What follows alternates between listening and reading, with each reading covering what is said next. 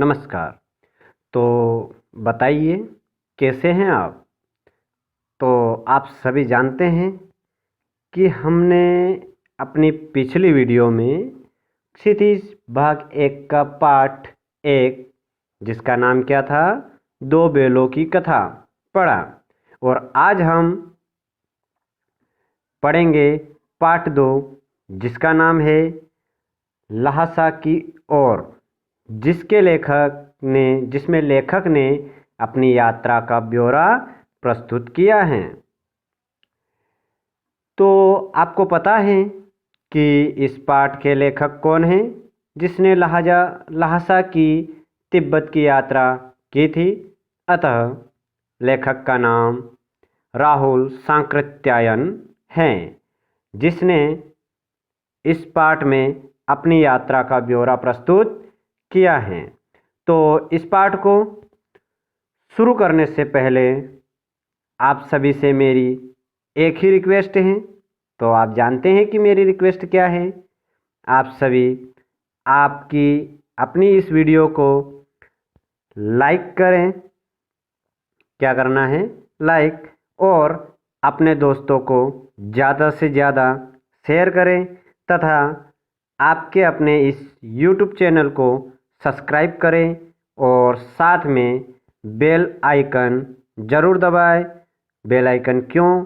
जिससे आने वाली हमारी हर एक वीडियो की सूचना आपको मिलती रहे। तो आपको पता है हमारा चैनल कौन सा है? SSR आज्ञा खुर्द। तो आइए अब शुरू करते हैं हमारा आज का वीडियो। तो सबसे पहले है हमारा क्या? पाठ का सार। तो पाठ के सार में इस पाठ में राहुल सांकृत्यायन जी ने अपनी पहली तिब्बत यात्रा का वर्णन किया है। क्या किया है? अपनी तिब्बत यात्रा का वर्णन, जो उन्होंने सन 1929-30 में नेपाल के रास्ते की थी। क्या की थी? यात्रा। चूंकि इस समय भारतीयों को तिब्बत यात्रा की अनुमति नहीं थी, इसलिए उन्होंने यह यात्रा एक भिखमंगों के छद्मवेश में की थी। वहाँ पर जाने की किसी को अनुमति नहीं थी, तो उन्होंने भिखमंगे का वेश धारण किया और उसमें अपनी यात्रा को करने का ठाना। लेखक की यात्रा बहुत वर्ष पहले, जब फरी कलिम्पोर्ट का रास्ता नहीं बना था, तो नेपाल से तिब्बत जाने का एक ही रास्ता था। इस रास्ते पर नेपाल के लोग के साथ साथ भारत के लोग भी जाते थे। उस रास्ता नहीं बना था, तब क्या करते थे? नेपाल के लोग के साथ साथ भारत के लोग भी जाते थे उसी रास्ते से। यह रास्ता व्यापारिक और सैनिक रास्ता भी था, इसलिए इसे लेखक ने मुख्य रास्ता बताया है।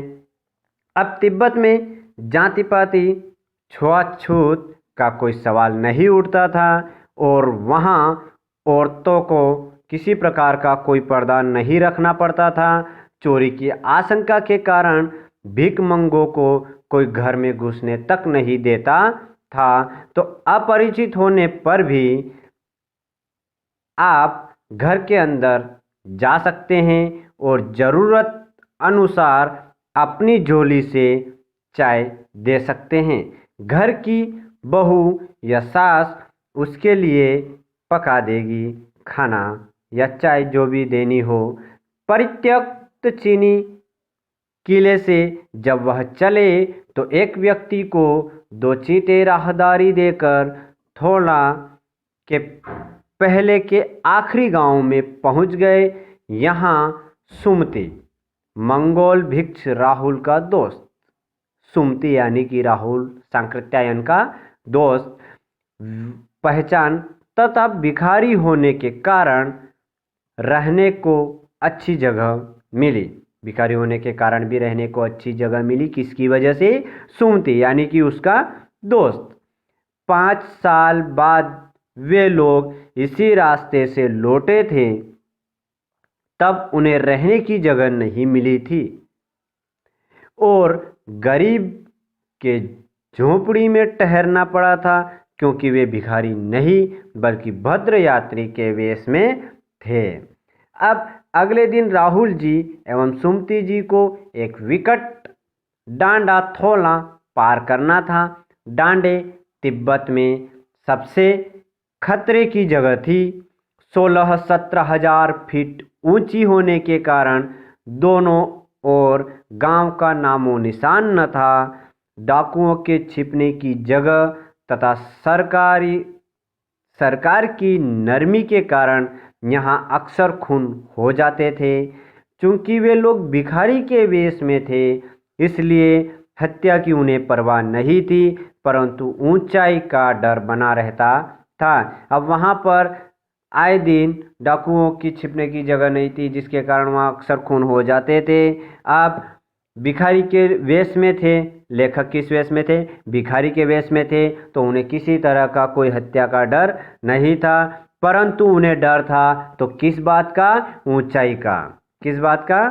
ऊंचाई पर जाने का डर उन्हें सता रहा था। दूसरे दिन उन्होंने डांडे की चढ़ाई घोड़े से की, जिसमें उन्हें दक्षिण पूरब और बिना बर्फ और हरियाली के नंगे पहाड़ दिखे तथा उत्तर की ओर पहाड़ों पे कुछ बर्फ दिखी। उतरते समय लेखक का घोड़ा थोड़ा पीछे चलने लगा और वे बाएं की ओर 1.5 मील आगे चल दिए। बाएं की तरफ 1.5 मील आगे की ओर चल दिए। बाद में पूछने पर पता चला कि लंकोर का रास्ता दाहिने के तरफ तथा जिससे लेखक को देर हो गई। दाहिने की तरफ जाना था लंकोर के रास्ते, पर वो तो पीछे छूट गया, जिसके कारण लेखक को क्या हो गई? देर हो गई। तथा उस समय सुमति नाराज हो गए, परंतु जल्द ही गुस्सा ठंडा हो गया और वे लंकोर में एक अच्छी जगह पर ठहर गए। अब वे तीरी के मैदान में थे, जो कि पहाड़ों से घिरा टापू था। सामने एक छोटी सी पहाड़ी दिखाई पड़ती थी, जिसका नाम तीर समाधि गिरी था। तीर समाधि गिरी था। परंतु आसपास के गांवों में सुमति के बहुत परिचित थे। वे उनसे जाकर मिलना चाहते थे, परंतु लेखक ने उन्हें मना कर दिया और लहसा पहुंचकर पैसे देने का वादा भी कर लिया। अब सुमति मान गए, मना किया तो सुमति मान गए, ठीक है नहीं जाते हैं मिलने, और वहाँ जाकर पैसे देने का भी वादा कर लिया। अब उन्होंने आगे बढ़ना शुरू कर दिया। वहाँ से थोड़ा सा आगे बढ़ना शुरू कर दिया। उन्होंने सुबह चलना शुरू नहीं किया था, इसलिए उन्हें कड़ी धूप में आगे बढ़ना पड़ रहा था। अब वे पीठ पे अपनी चीज़ें लादे और हाथ में डंडा लिए चल रहे थे। सुमति एक और यजमान से मिलना चाहते थे, इसलिए उन्होंने बहाना कर शेखर विहार की ओर चलने को कहा। किसकी ओर? शेखर विहार की ओर। क्यों? क्योंकि उन्हें अपने यजमान यानी कि अपने दोस्तों से मिलना था, परिचित से। तिब्बत की जमीन छोटे बड़े जागीरदारों के हाथों में बंटी है। इन जागीरों का बड़ा हिस्सा मठों के हाथ में है। अब अपनी अपनी जागीर में हर जागीरदार कुछ खेती खुद भी करता है, जिसके लिए मजदूर उन्हें बेगार में मिल जाते हैं। अब लेखक शेर की खेती के मुखिया भिक्षुन्म से मिले। वहाँ एक अच्छा मंदिर था, जिसमें बुद्ध वचन की हस्तलिखित 103 पोथियाँ रखी थी, जिसे लेखक पढ़ने में लग गए। इसी दौरान सुमति ने आसपास अपने यजमानों से मिलकर आने के लिए लेखक से पूछा, जिसे लेखक ने मान लिया। दोपहर तक सुमति वापस आ गए। अब लेखक हस्तलिखित 103 पोथियों वाली पढ़ने लग गए। इस दौरान सुमति ने उनसे आज्ञा ले ली अपने यजमान से मिलने की, तो लेखक ने हाँ कर दी और सुमति अपने यजमान से मिलकर दोपहर तक वापस आ गए। चूँकि टिहरी वहाँ से ज़्यादा दूर नहीं था, इसलिए उन्होंने अपना सामान पीठ पर उठाया और उनमें से विदा लेकर चल दिए। अब सुमति कौन था?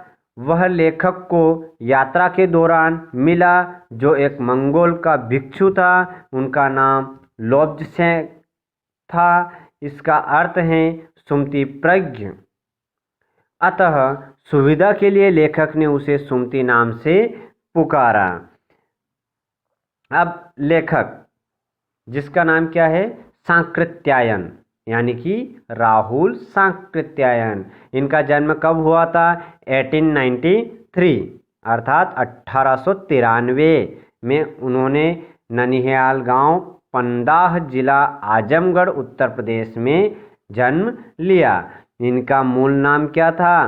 केदार पांडे था। इनकी शिक्षा काशी, आगरा और लाहौर में हुई थी। सन 1930 में इन्होंने श्रीलंका जाकर बौद्ध धर्म ग्रहण कर लिया और सन 1963 में इनका क्या हो गया? देहांत हो गया। अब इनके प्रमुख कार्य क्या थे? इनके प्रमुख कार्य किसमें थे? मेरी जीवन यात्रा में, जिसमें कितने भाग हैं? 6 भाग। दर्शन दिग्दर्शन, 22वीं सदी, वोल्गा से गंगा, भागो नहीं दुनिया को बदलो, दिमागी गुलाम और धुमक्कड़ शास्त्र, इनमें इन्होंने प्रमुख कार्य किया था।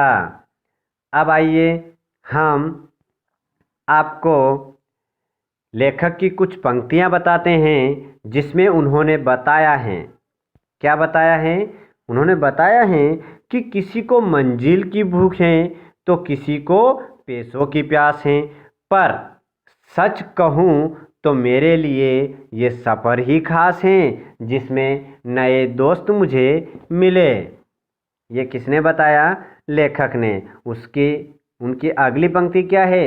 ज्ञानी वो नहीं जिसने किताबें अधिक पढ़ी हैं, अपितु ज्ञानी कौन है? ज्ञानी तो वो हैं जिसके पास तजुर्बा अधिक है। क्या अधिक है?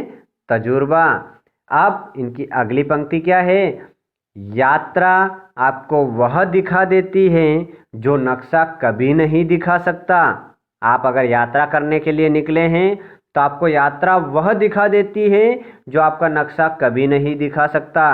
यात्रा आपको वह सिखा देती है जो पूरा पुस्तकालय भी आपको कभी नहीं सिखा सकता, है ना? तो धन्यवाद।